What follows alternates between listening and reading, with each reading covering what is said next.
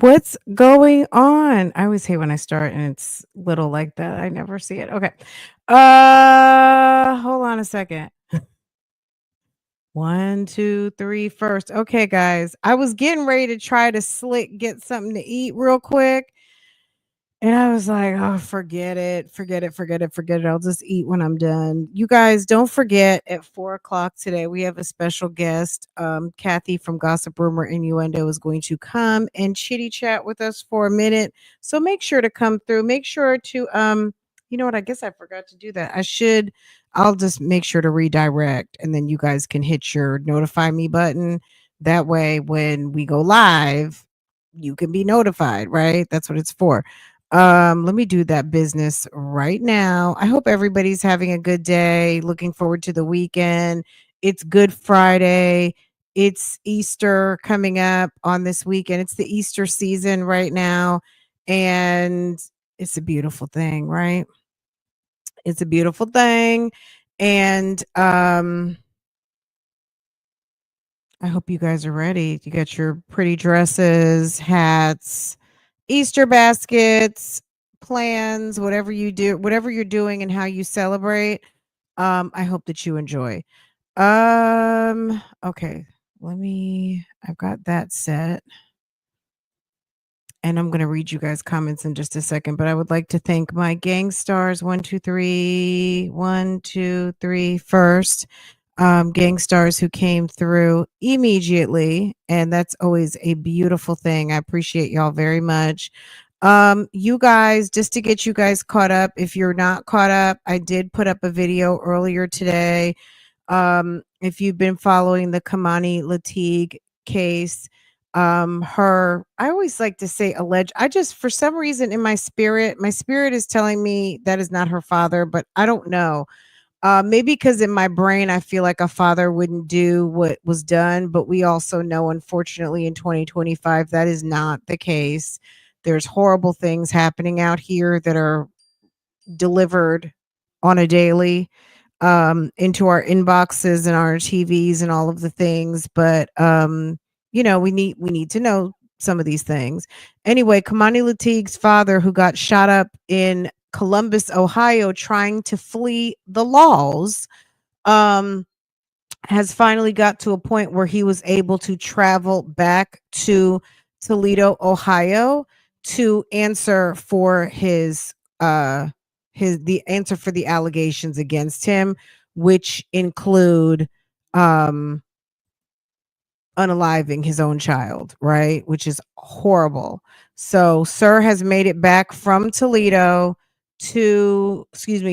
Columbus back to Toledo. Anyway, I feel like there's going to be a bunch of people to come in here and say, I didn't get a notification. I have dropped a bunch of videos today, and that just happens. I have no control. Trust me, if I had control over notifications, I would send notifications to all of YouTube. There is no way that I would ever um use a control for people to not get an update. You know what I'm saying? I mean, so yeah, it's unfortunate. But let me send I like the so 92 percenter. I like your avatar, so cute. Um but yeah, let me send a quick update out because I feel like, girl, where is but we're going to press on. Give me just a second. Let me send out a quick alert on my posts.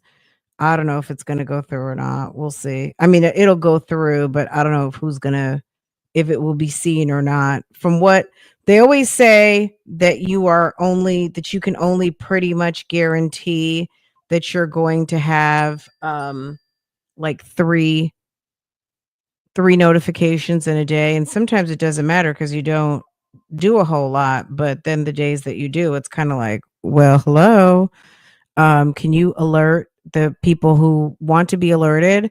So that's why sometimes I do try to put stuff up early so you can hit the notification and get your notifications. Okay, we're live. Okay, you guys are gonna laugh at this. I saw this and immediately I was like, girl, Sonya. Okay. I was like, girl, Sonya. Okay. So I thought of you guys. Um, okay, let me just make sure this saved. Oh, it doesn't seem like it's wanting to save for me. Hold on a second. Okay. Um, is this doing what it's supposed to be doing? Okay. Okay, give me why this is doing this. I don't know, but that's going to be fine. Okay. Um, I feel like I routed it, but I don't know. I think it took, but I'm not 100% sure. Let me see.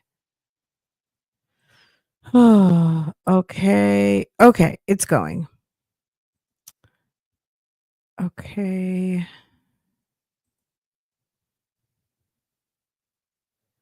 Y'all, let's get into it. It's Friday. Happy Friday, everybody. Miss Kitty. Oh, I did see Miss Kitty's comment. Miss Kitty said, when this is all over, I'm going to sit on someone's couch to have it explained to me why I was so caught up in this soap opera, why for 3 years I couldn't get enough. We're not talking about Nesto and Sonia today at this moment. So I don't know if that's going to make a difference for you. I don't know. I mean, it's interesting. I don't think this is what I'm gonna say before we get into what we're gonna get into. This is what I want to say about the Nesto Sonya situation. Don't let anybody true crime shame you. If you're interested in a particular, do you know how many people are going crazy over Lori Vallow right now? That's been going on for 5 or 6 years. There is a fascination with true crime. People want to understand why something happened. How did it happen? And I think sometimes in the back of our brains, we want to know that it's not going to happen to us. We want to understand so that we can see the signs and make sure that it doesn't happen to us. Just like when you see a train wreck or a car accident, you see something, you see how it happened.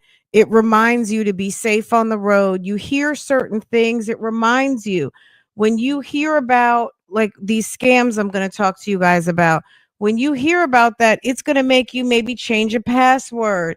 It's going to make you think like, I don't know if I need to use that platform, or I didn't know that there were scammers out here. Didn't I tell you, you guys about what happened to me?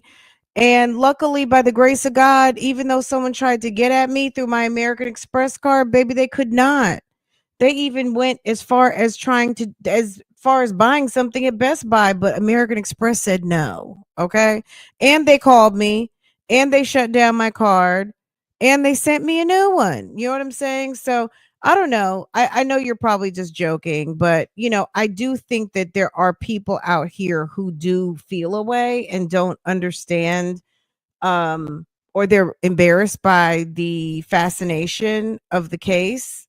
Don't let people who don't get your interests shame you out of what interests you. You know what I mean? There's a lot of pocket niches out here that people have healthy interests in, and I don't think there's anything wrong with it. Exactly. It's not scripted reality TV. This is a real life and wouldn't allow anyone to make me feel any other. Yeah, just enjoy. I mean, we don't want to relish in other people's misery per se, but like we talked about yesterday, the victims of Nesto, it's a cautionary tale for a lot of people. There are some people out here who really are free with their money and love to feel like they are helping people, but get victimized all the time. And some of those people are cousins, friends, nieces, men in their lives, and get used. People need to know you work hard for your money. Be a good steward of your money. Okay, being a good steward of your money and being a good steward of yourself is flexing that no, oftentimes letting people know you can't get at me. And but there are some people out here who would like to shame us, people who enjoy this type of media and like to watch certain aspects of the news. I'm not a political watcher, but I am a crime watcher. And baby, when I saw this lady, you know exactly who I thought of. I don't know if you guys have seen this video, but I was fascinated by her crime that took place through Facebook Marketplace. Baby, she's over here trying to commit some serious frauds, and they brought her all the way from Michigan to Florida and picked her up. And let's listen. But baby, sis has, I don't know if she had a wig on before, but baby, it's giving braid down, but it's also giving it just I knew you guys would want to hear about this story. And look how girl, look how she's walking, but I think she has on handcuffs.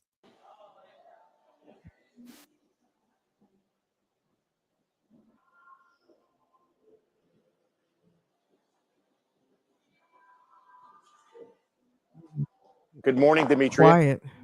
I am Sheriff Chitwood. I am the reason why you are here. Okay. Okay, well, this is How did you get all the way from Michigan to Florida and you don't understand what's going on, ma'am? Detective Hinkson, and he's the one who's been tracking you down and what's going on. We don't like to have our residents become victims of fraud. I'm a victim myself. Well, I'll tell you what, we're going to give you the opportunity to talk to the detectives, and he'll read you your rights, and you explain to him everything that went on. Okay? Of course I will. Okay, well, that's great. We're glad. Well, welcome to Florida. Okay, these gentlemen will take good care of you. Thank you. Okay, you can follow them. Okay? This is so embarrassing. Do you imagine? I guess they're doing this on purpose because they want people to know if you mess with the people of Florida or you mess with the people of Volusia County, baby, they are going to drag you disrespectfully through the airport, do the walk of shame. People will film you and you are going to be embarrassed. Baby, this is embarrassing. She says she don't understand. I'm a girl. There is a whole long document. Okay, we going it's the braid down for me. I'm assuming she had a wig, but I don't know if this is like okay. But let's just stop. Good morning, Demetria. I am Sheriff Chitwood. I am the reason why you are here. Okay. Okay, well, this is Detective Hinkson, and he's the one who's been tracking you down and what's going on. We don't like to have our residents become victims of fraud. I'm a victim myself. Well, I'll tell you what, we're going to give you the opportunity to talk to the detectives, and he'll read you your rights, and you explain to him everything that went on. Okay? Of course I will. Okay, well, that's great. We're glad. Well, welcome to Florida. Okay, these gentlemen will take good care of you. Thank you. Okay, you can. This got to be that. That has got to be a braid down. Anyway, okay, let me tell you guys what happened. First, I guess let's look at a couple of things. Ma'am was arrested 10 days ago over in Volusia County. She was extradited from Michigan and she's in the process. She has a $25,000 bond. Her offense is organized scheme to defraud $50,000 and grand theft over $20,000. Let me tell you about this. Okay. Just a second. Make sure I have. Okay.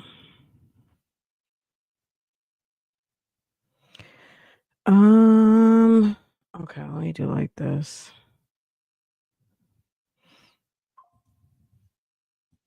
Can y'all see this? Okay. I think she's still actively incarcerated. There's another person, girl. That was bad. Okay, so this happened on Facebook Marketplace. Okay.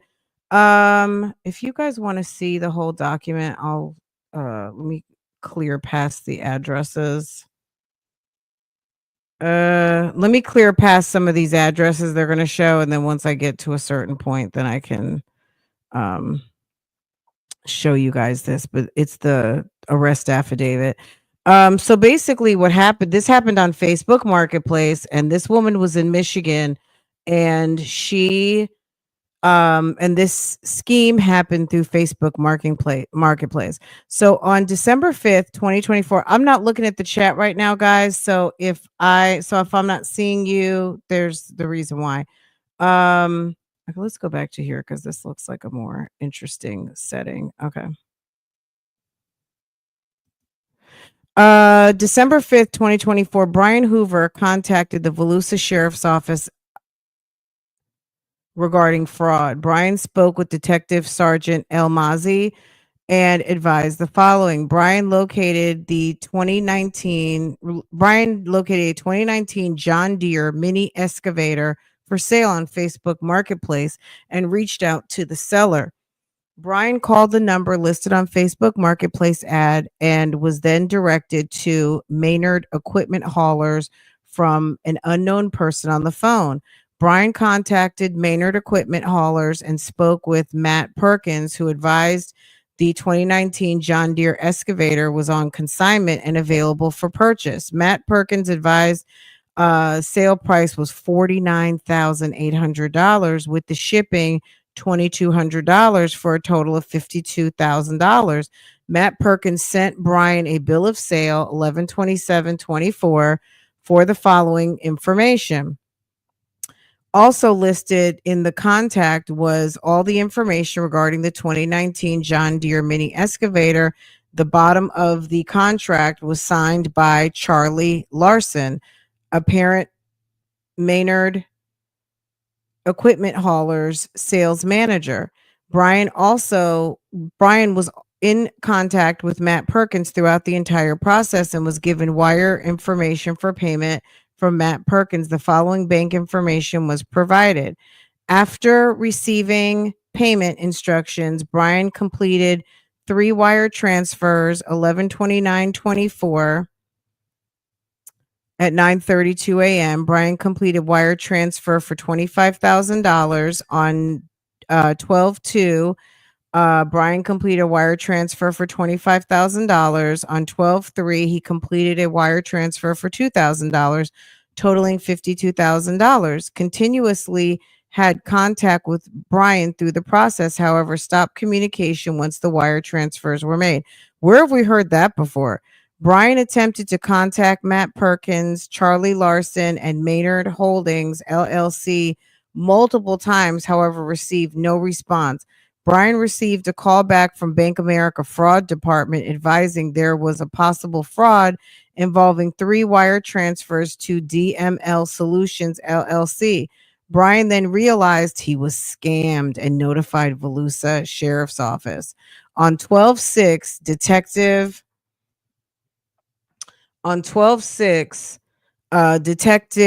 Hinkson spoke to Brian regarding this investigation. Brian provided Detective Hinkson with all the information from the wire transfers as well as the contract sent to Brian from Maynard Holdings.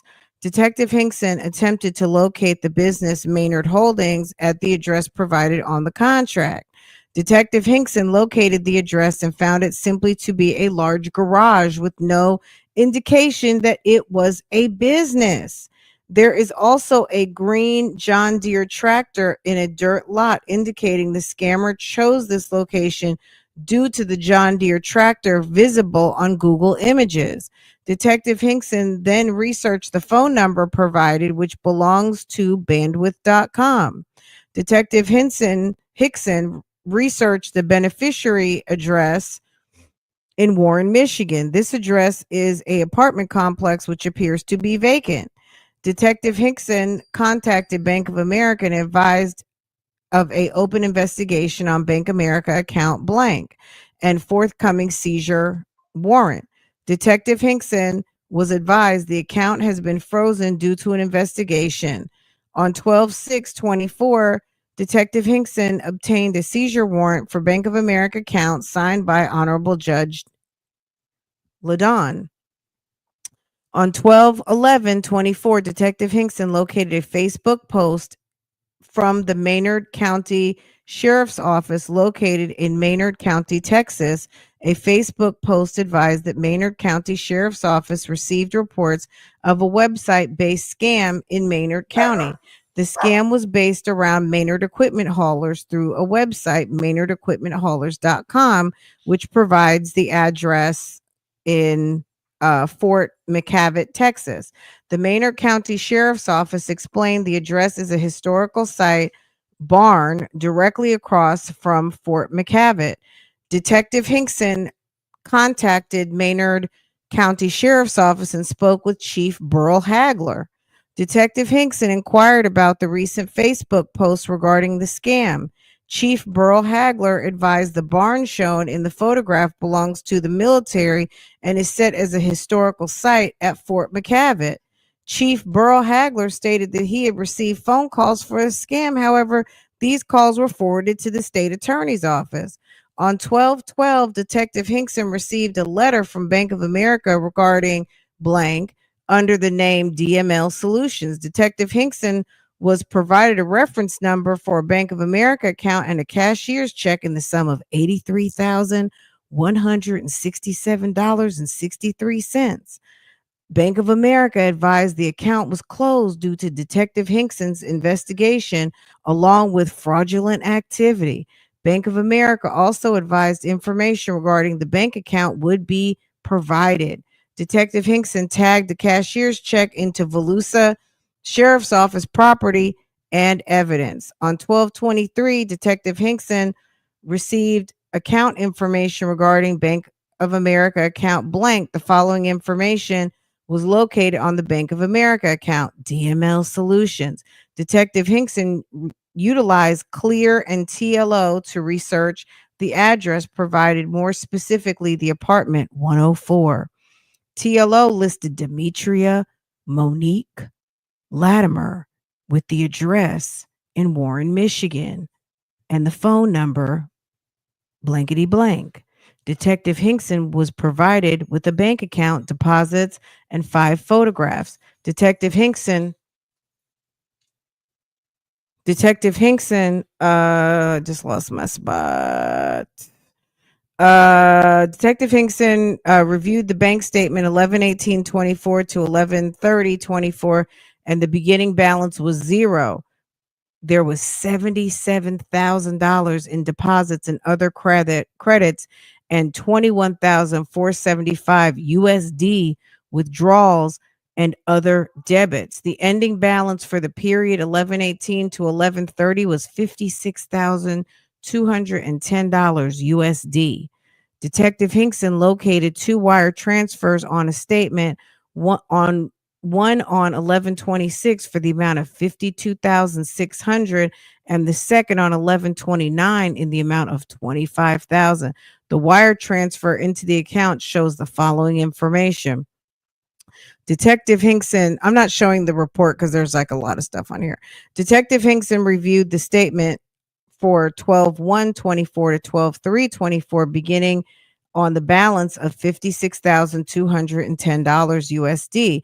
There was a $27,000 in deposits and credits of $83,195 in withdrawals and other debits. Ending balance on 12/31 was zero.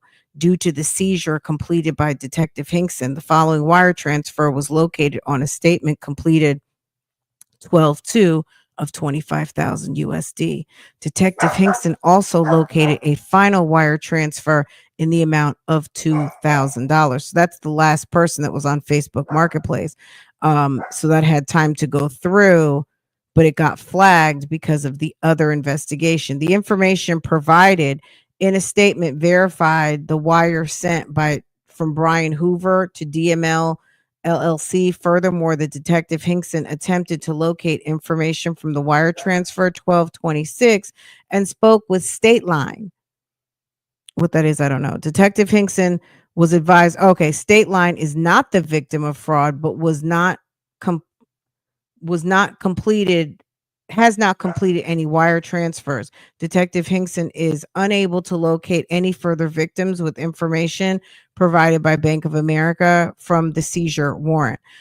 Detective Hinkson then reviewed the photographs provided by Bank of America, 2 photographs provided from 11/27 from Bank of America located in Detroit, Michigan. The 2 photographs dated 11/27 at 11:32 is from the entrance of the bank. A female believed to be Demetria Monique Latimer is observed entering the bank wearing a black hat, black half face mask, and a black jacket. The second photograph, dated 11/27, is the front entrance, showing a wide view of a female believed to be Demetria Monique Latimer. Are you guys following me?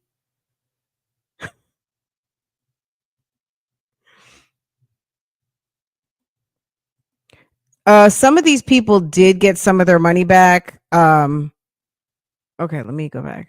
All right. Where am I? Some of these people did get some of their money back. Hold on a second. Detective Hinkson then reviewed 3 photographs that were taken from Bank of America on Van Dyke in Michigan.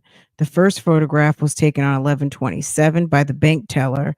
The female believed to be Demetria Monique Latimer is standing at the teller window and completes 2 withdrawals. The transaction located Bank of America statement verified a withdrawal in the amount of $19,850 on the same day, the same time there was a withdrawal of 1,625.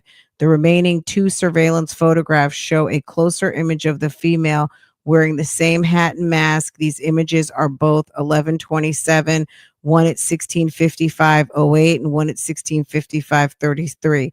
I don't know why people think they're going to go into these banks and all these, but they're taking pictures. You don't even know it. There's cameras. They're taking pictures of you. We all know when you stand at the teller, they have a camera right there. And sometimes they ask you to look into the camera. Like I feel like last time I went and got a big cashier's check, this was a long time ago, maybe like, let's say at least 7 years ago. But I had to go get a sizable cashier's check.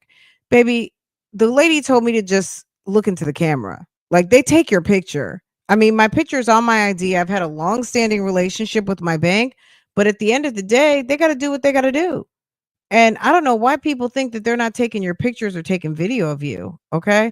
Anywho, Detective Hinkson then researched DML solutions through the Department of Licensing and Regulatory Affairs in Michigan. The following address was provided.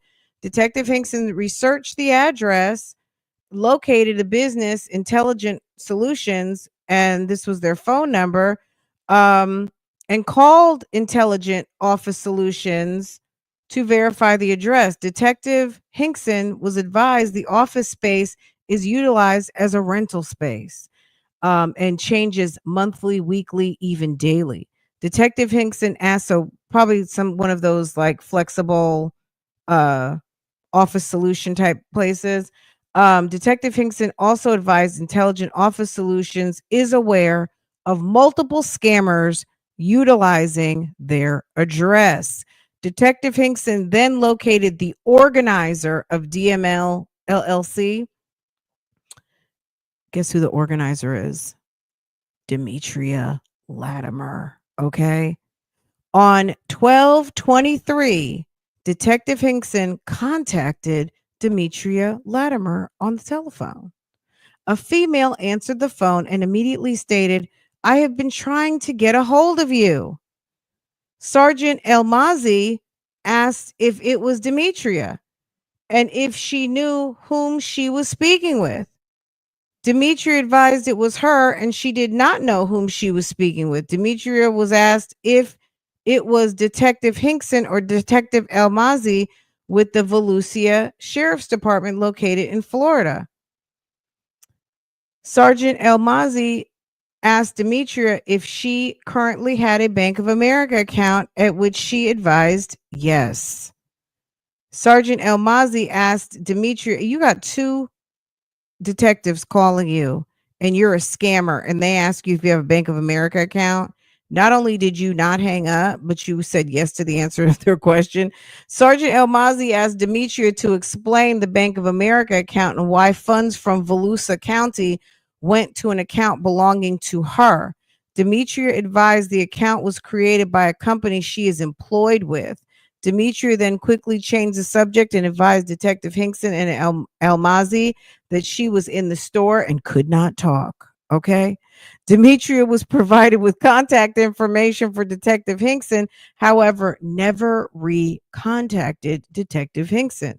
Detective Hinkson called Demetria several times, left voicemails, and was forwarded to voicemail on multiple times. On 2/5/25, Detective Hinkson contacted the Warren Police Department located in Warren, Michigan. Detective Hinkson spoke with Detective Stephen Reed and a detective with the Warren Police Department. Detective Hinkson asked for assistance with interviewing Demekia Latimer. Detective Reed advised he would locate and interview Latimer and advised Detective Hinkson with the results of the interview. On 2/5/25, Detective Reed contacted Detective Hinkson and advised he located and interviewed Demekia Latimer, who was told the following. Demekia Latimer stated she listed her resume online and was contacted by a recruiter for Kadeem Real Estate. The recruiter went by the name Jeffrey Brown. O- After accepting the position with Kadeem Real Estate, Demekia Latimer stated she worked directly for a supervisor by the name of John Mason with phone number blank. Furthermore, Demekia Latimer advised she never met Jeffrey Brown or John Mason. Demekia Latimer stated John Mason created DML Solutions in her name and asked Demekia Latimer to open a personal checking account at Bank of America. Demekia Latimer stated funds were deposited into her account and she was to wire the money into other accounts. Detective Hinkson researched Kadeem Real Estate, which showed multiple results showing the company is a scam. It also shows the company is possibly located in Dubai. Okay. The website, don't hit the website, guys, because we don't even know what type of cookies. I didn't even go look at it because the website Kadeem Real Estate is also fake. Detective Hinkson researched the name Jeffrey Brown and Kadeem Real Estate along with John Mason. However, the names did not match to the company Kadeem Real Estate. Both phone numbers provided for Kadeem Real Estate are digital phone numbers which are created for voice and digital messaging.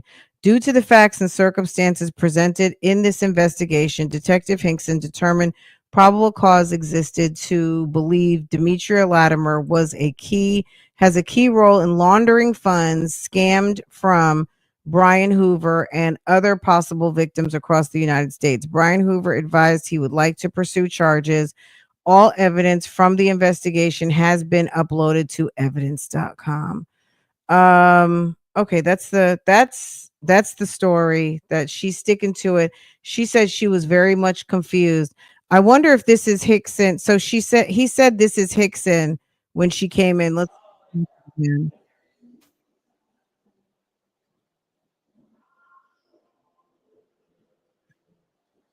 Ah! Good morning, Demetria. I am Sheriff Chitwood. I am the reason why you are here. Okay. Okay, well, this is I don't Detective Hinkson. He's the one who's understand. been tracking you down and what's going on. We don't like to have our residents become victims of fraud. Did he say Hickson? Tracking you down and what's going on. Okay. Demetria, I am Sheriff Chitwood. I am the reason why you are here. Okay. Okay, well, this is Detective Hinkson, and he's Okay, that's him. That's the one who's doing all the legwork. the one who's been tracking you down and what's going on. We don't like to have our residents become victims of fraud. I'm a victim myself. Well, I'll tell you what, we're going to give you the opportunity to talk to the detective, and Ah! he'll read you your rights, and you explain to him everything that went on. Okay. Of course I will. Okay, well, that's great. We're glad. Well, welcome to Florida. Okay. Okay, these gentlemen will take good care Oh of my you. God. Thank Hold you. on. Okay, you can follow them. Okay. I mean, you got to be careful too, because some of these people promise work from home jobs, and the work from home job consists of setting up bogus accounts, money laundering, doing all kinds of weird shit. And I feel like yes, anybody can get scammed, and I don't know if this lady was scammed herself, but at the end of the day, you got to be a good consumer about what's going on because it is possible, but I mean, we've seen this many times. So I don't know. I'm not sure. I would have to take a look at Miss Demekia Latimer's background to see. Girl is giving I don't know. Is giving another scammer we know. I think people need to understand there's no such thing as a free lunch, and if it seems too good to be true, it probably is. And there is no company that's offering you a job that's asking you to open up bank accounts at all. They're not getting involved in how you do business and how, like, only thing they want from you is maybe direct deposit information, and that's not even required because they can hand you a check. Okay. It's ridiculous, right? So I don't know. I kind of don't believe her at all. Anyway, ma'am has a $50,000 bond, um, and this is she's in Volusia County right now. And I don't know if she's getting out anytime soon. I don't know that she has the funds to be able to get herself out, but I found this to be a interesting story because I know we love a good scammer tale. And at the end of the day, ma'am said that she was confused. She said that she really, she says that she's a victim herself. Okay. She says she's a victim herself. Okay. Let's move along. There's another one. Apparently, this happens a lot. I had no idea that this goes on in Volusia County, but this seems to be like, I guess, whenever they see Sheriff Chitwood in the damn airport, you already know he is coming to meet somebody at the airport, and baby, it's not gonna be good. Hold on a second. Okay, let me go back. Girl, it's a whole mess. One second. I am Sheriff Chip. Okay, so this is this lady's name is, just a second. It's Shania Baptiste. Girl, she came all the way from New York. Her name is Shania Baptiste, and they have her on some scamming charges, grand theft times 2 at $20,000. And let's hear what happened with Miss Shania Baptiste. Okay, this is very embarrassing. And then when I saw Shania, look at the man over, like, why does he look stunned? This is the second he was with the other lady. I don't know why he looks stunned. Anyway, this happened in late February. Let's check this out. And I want to let you know that we protect our seniors. Wait. I am Sheriff Shania. Chitwood, and I want to let you know that we protect our seniors in this community, okay? That's why you're here. How embarrassing is this? The people on the escalator looking like they're on vacation, and this is embarrassing. The lady is carrying her tote bag with probably her little small dog in it, and then you've got Shania with the sheriffs, and he is basically putting her on blast in the middle of the airport, um, getting ready to dress her down. Okay. I am Sheriff Chitwood, and I want to let you know that we protect our seniors in this community, okay? That's why you're here. In Volusia County, a suspected fraudster meets the sheriff before she's taken to jail. Deputies say the suspect tricked an elderly woman out of her life's savings. Manny Martinez is live at the county jail tonight. So, Manny, the suspect was flown in all the way from New York. Not all the way Melissa, from the New sheriff York. says that suspected fraudsters are targeting seniors in Volusia County like they never have been before. He says it's a growing problem, and days like today, he sends a message. So watch as deputies led Shania Baptiste through the Daytona Beach airport tonight after she flew in, and she was taken into the back of a squad car. Deputies say Baptiste tricked an 85-year-old woman into sending her $32,000 last June. The sheriff says she convinced the victim the money was needed to claim winnings from a bogus sweepstakes. The deputies say Baptiste isn't alone in this scheme. Nielsen Brooks turned himself in on Saturday and bonded out 3 hours hours later, the sheriff says Baptiste, Brooks, and at least one other unnamed suspect are the tip of the iceberg in a multi-state fraud ring, all while Baptiste, when she spoke with reporters, denied any wrongdoing. If we track you down the continental United States, your is coming back here, and let everybody see what a scumbag you really are and the way you're dealing with our elderly in our communities. What did she say? I'm sorry. Our elderly in our communities. I'm sorry for the crime that was committed, but it was not me. Oh, okay. Okay. Good statement. And the sheriff says deputies were able to get the victim $20,000 back. She's not whole quite yet. Remember, it was $32,500 that she sent over. The rest of the money, according to the sheriff, would likely be recovered after a court case, but that could take months, even years. Marlisa, if that happens at all. All right, Manny, so break this down for us. What strategy do deputies use to get victims their money back? The sheriff explained that deputies go after the money first. They will then seize it before they can no longer trace it, and it's gone forever. And then at that point, that's when they make their case against the suspects. But they go after the money first, Marlisa. Yeah, because that money is in the wind. Let me show you her booking, which we already saw it, but you saw she arrived with like 22 and 24 inches straight yaki. And they dressed her all the way down and girl, she was in her braid down. Okay. The money gets converted to Bitcoin. Yeah. I mean, so she bonded out, and I don't know if she's back in New York or not, but she's going to have to make her way. Is the Burgundy Jack girl a mess, right? A mess. What they were saying about, okay, so just one second. Let me find this. Okay, so Shania Baptiste. All right, let's see what's going on here. I don't have her narrative. I just had to send a request to the Volusia County Sheriff's Department. I don't know how I got the other one so fast. I've had that for a few days, but I don't know. I just sent a request over there. So anyway, when I get it, if you guys want to hear it, we'll talk about it. For Shania Baptiste, this is basically what they're saying happened with her.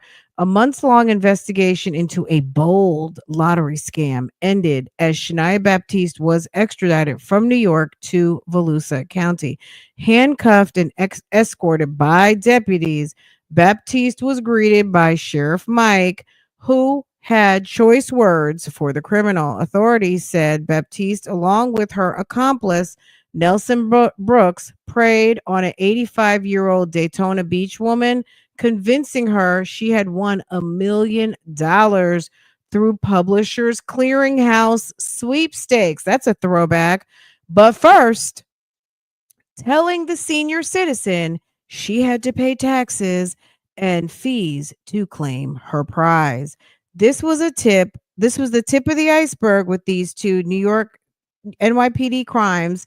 I cannot thank them enough for all their help, but this is bigger than this, said Mike Chitwood, Volusia County Sheriff. Volusia County investigators said the scheme began in June with Baptiste and another man named Jacob repeatedly pressuring the victim to send large sums of money. Twice she attempted to wire $20,000 from her Truist bank account, only to be stopped by tellers who warned her it was a scam. Arrest affidavits stated the victims told the pair about the bank stopping her. Investigators said the pair then instructed the elderly victim to go to a different bank and fake a story telling the employees she was sending money to a relative in New York for home repairs. The deception worked. She successfully wired $20,000 to Baptiste Santander bank account. Then, at their demand, was told to send another $12,500. There weren't any intentions for the money. When my lawyer is present, then an explanation will be given. said Baptiste. Girl, when the victim, but she filled out a indigent, so she filled out a like court appointed application. So I don't know. Maybe she'll have a retained lawyer, but for right now she's got court appointed.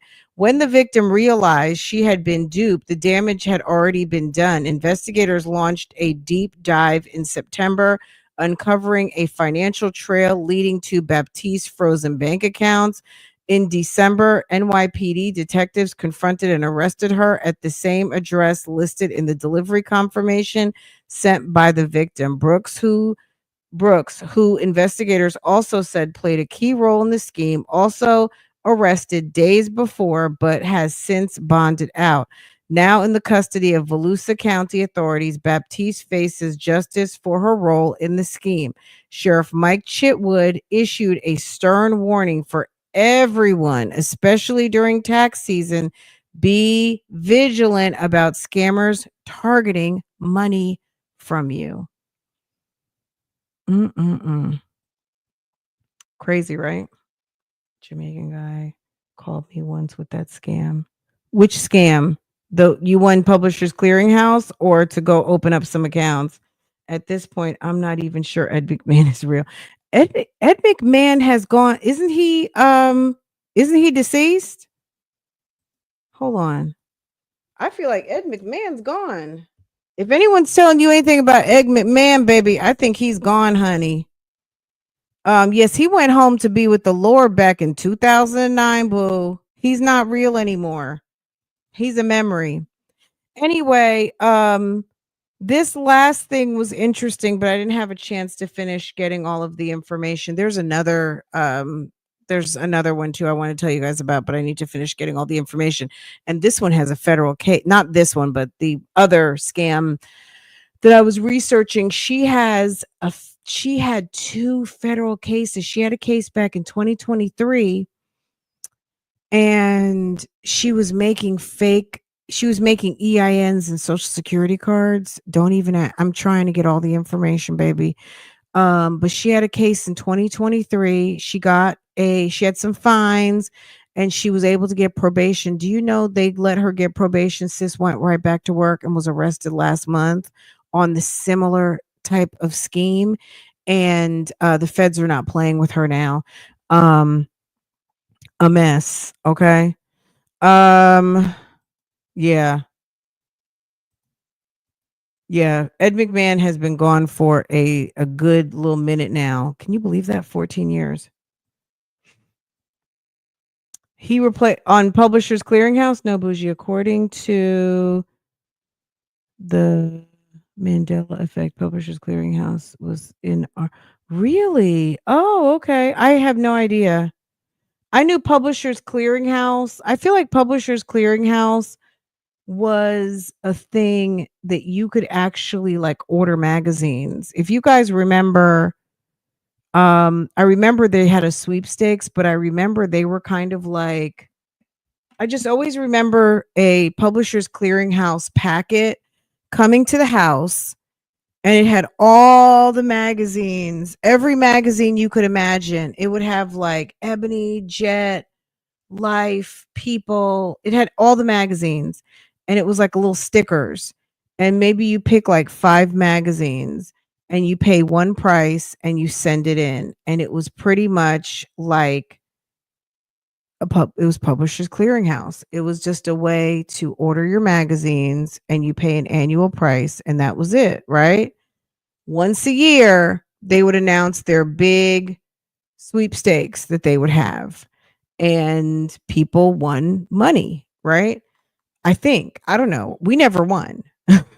I know we used to get certain magazines to the house and I just remembered like my mom would always let me do the stickers because at that time it was probably even pre my little sister. So this was like like mid to late 70s or maybe early 80s. And my mom would always let me do the stickers of the magazines that she wanted. And, we would just tra la la la go on down, mail it, and then our magazines would start coming. But yeah. And then you would get an envelope and they would do like a night. Sometimes it would even be on the Johnny Carson show, wasn't it? Girl, This is some old stuff we're talking about right now, but I feel like they would announce the winner of Publishers Clearinghouse on the Johnny Carson show.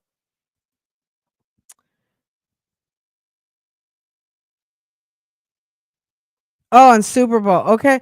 Do you guys remember, which this was really old? Do you guys remember back in the day, Name That Tune? Name That Tune used to come on Sundays before the Jeffersons and the Archie Bunker. I mean, I have a vivid memory of Name That Tune. And then I never really liked All in the Family. I was young, but I always liked the Jeffersons. And I used to beg to try to stay up until the Jeffersons came on. And then I would go to bed. But I was like literally a baby. I was like probably 6 years old. Um, but and then I used to sneak at night after everybody was asleep. I was older then. And then because I had my little TV in my room, girl, watch the Honeymooners at like 11 o'clock. The Honeymooners and the Odd Couple. Oh my God, it would just be so funny. Oh my God. I can name that in three beats. So and so, whoever that was. Um, I remember like it was yesterday that it was like 7:30 was Name That Tune. 8 o'clock was All in the Family. 8:30 was the Jeffersons. And then maybe 9 o'clock it was a movie. Remember the Sunday night movie? It was like Sunday night movie. On ABC, they had the Saturday night movie. I feel like CBS had the Sunday night movie. Um, and it would just be whatever, but everybody was watching it. Whenever it would come on, everybody watched. So Sunday night, Saturday night, I don't know, NBC. Back in the day, yeah, back in the day was like we're all, I guess, high low, we're all in the same kind of time zone as far as ages. But yeah. So yeah. I said, let me switch it up a little bit today cuz I did have some other follow-ups and stuff, but it's Friday, it's Good Friday, and I didn't want to I said let's talk about some of this scammery. Let me show you this last person. I got to get some more for information, but baby is on the struggle bus, baby. Lexington, North Carolina. I got to pull the other person for you. The scammer with this social security card. It's gonna blow your mind. Um, this girl, her name is Sierra Blair Stewart. She's from Lexington, South Carolina. Deputies have arrested her in Greensboro, North Carolina, for using fake cashier's checks to make several purchases, including multiple vehicles. Isn't she giving you like, well, what did I do? What that got to do with me? Sierra Blair is 34 years old and is charged with 3 counts of forgery for $10,000 or more and 1 count each of presenting an altered vehicle registration, obtained goods under false pretenses, and financial identity fraud, according to the arrest warrants, of which I'll get them pulled. Based on the information investigators have gathered while working on the case, Stewart brought a car on February 3rd in Lexington, Kentucky at a car dealership for more than $17,000 using a fake cashier's check and someone else's identity. Lexington County Sheriff Jay Coon said she allegedly tried to pass fake cashier's check for more than $42,000 on February 8th in Lexington County car dealership. The dealership contacted us when they realized the check was fake. Stewart was apprehended and arrested as she was heading towards Georgia, of all places. Okay, headed right on down to the Georgia border. I guess she was trying to get out of Dodge and probably thought, okay, let me get to Georgia and maybe to Florida, who knows? But she said she was headed en route to Georgia, according to Coon. We expect to file more charges against Stewart soon, Coon said. She's also wanted on a similar charge in North Carolina, Georgia, and Virginia. Stewart is being held in Lexington County Detention Center. Okay. Sierra. Y'all, these scammers, Baby, it's a mess. I I don't even know. Not to mention, it's nothing for, you bring a big check somewhere, okay? It's nothing for the finance manager to call the 800 number that's on your check or whatever, whatever information there is to validate the check. Because all they have to do is call a local branch and say, "Hi, I'm over here at Keffer Dodge. I have check number blah, blah, blah. I'm the finance manager and I'm getting ready to transact a vehicle purchase, and I need to verify that this check," because I mean, cashier's checks, I guess, that was kind of the gold standard. You hand someone a cashier's check and it's no problem. But these days, because of people like this and all of these things going on, and even the case that we talk about a lot, Nesto's case, you can't even trust these damn wire transfers because you get a wire transfer and somebody is fraud, someone is committing a fraud against someone. And as you see, the first person, Latimer, the one from Michigan, she's being accused of money laundering, taking money from one account to another account, and they're transacting a sale of what? Some sort of equipment, and it's bogus. And they're over there doing major. I wonder, this is what I wonder.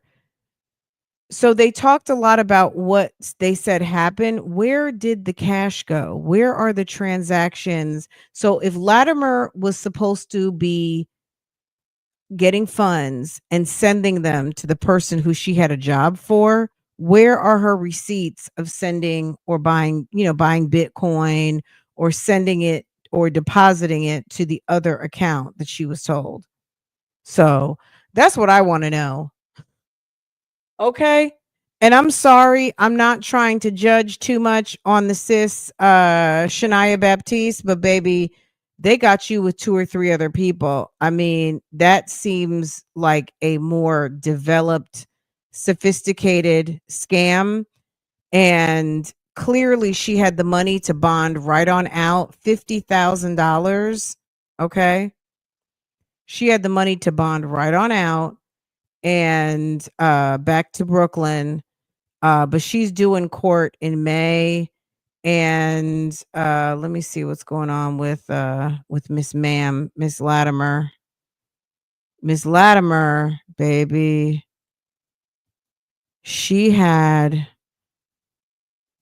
Miss Latimer had 25,000. She's still in custody. She's not going anywhere. I mean, I kind of, what I mean? If she had the money to get out, she would have to get herself back home and then back for her appearances. So it's like, what do you do? I mean, I guess the answer would be don't get in trouble. Don't get in trouble in Florida, right? Stay out the way. The answer would be stay out the way. Um, Here is Shania. But yeah, I guess stay out the way because you get arrested out of state, you got to get yourself back. A mess. Anyway, guys, I'm not going to hold y'all. I'm going to be back at 4:00. We have a special guest today. Kathy is coming to talk Lori Vallow with us. So anybody who's following the Lori Vallow case or want to hear more about it, talk about top to bottom, the case actually lasted for 7 days of testimony. And she said she was resting her case. Lori did. The state rested official. Lori said that she was going to rest. She has not yet rested because you have to rest in front of the jury. So they expect her to do that Monday. Yesterday afternoon, or for us afternoon, them morning, they did do they had a little bit of a hearing. Number one in the hearing, they went through the jury instructions and made some edits, right? They also talked about, okay, these are the jury instructions based on you not testifying. I feel like Lori is the type of person that she's going to say all weekend she's not, and wake up Monday and say that she does want to testify. I don't know. I would think, I'm just going to be honest. I think, like, ma'am, at this point, based on what the circumstantial evidence, I don't know anything that she could say to possibly change these people's mind. But I'm also going to say this too. I would not be surprised if they just don't understand enough. Not to say that this jury is not bright. I just mean there's stuff they don't know. Like, we know, most of us know that there's so much more than what they heard. And I almost feel like, and we'll talk about this when Kathy comes, there's a reason why when Lori Vallow showed up to the house after going to Burger King and dropping JJ off at the nursery school, that they took her and Alex to the police station, questioned them, and didn't think twice about charging them. Yes, they did not know, but keep in mind, everything that we know that has happened hadn't happened yet. I think they were thinking this was like a domestic violence. Her brother shot her husband. Okay. Her brother shot her husband, and this is a open carry state, and this was a family dispute. And I think that's what she's trying to go with. But the evidence, the behind the scenes, the text messages, the this, the that, the third, is not helping her. But I think on face, there's a reason why they took her to the station. They talked to her. They talked to the daughter. They talked to Alex, and they sent them on their merry way. They just went and dropped them off at the house. I think that's the question. I think that's what Lori's trying to capitalize on, is that they did not see her as a criminal. They didn't see it as a criminal conspiracy because the criminal conspiracy hadn't happened yet. The reason why they didn't look at them as a criminal conspiracy, because this was the first situation, the first killing of the conspiracy. So how would they have known? But I think on face, they just thought it was probably a family dispute and let them go on their way. Yeah. But I think they were not being looked at as like, this wasn't a problem. Yes, it's a problem that Charles Vallow was dead, but according to what they said, it was some sort of dispute at the house. And they dropped them off and let them be on their way. It wasn't until the kids, I think when the kids went missing and all of the things that started to unfold after Charles' death made them go back and think, like, because they didn't know what was happening, because it was actually happening at that moment, right? Anyway, we will get into it in a couple of hours. So you guys join me. I do have you guys rolling right on over, but we're not starting till about 4:00. So go ahead and hit your notify button if you would. I appreciate y'all coming through. Make sure to hit the thumbs up for me. Yesterday was so much fun. I enjoyed those tablet visits. Nesto and Sonia are a mess, and I'm not gonna lie. There was just something about Demekia Latimer that so reminded me of your girl. Like, it was just giving future Sonia. It was giving future the future. Okay.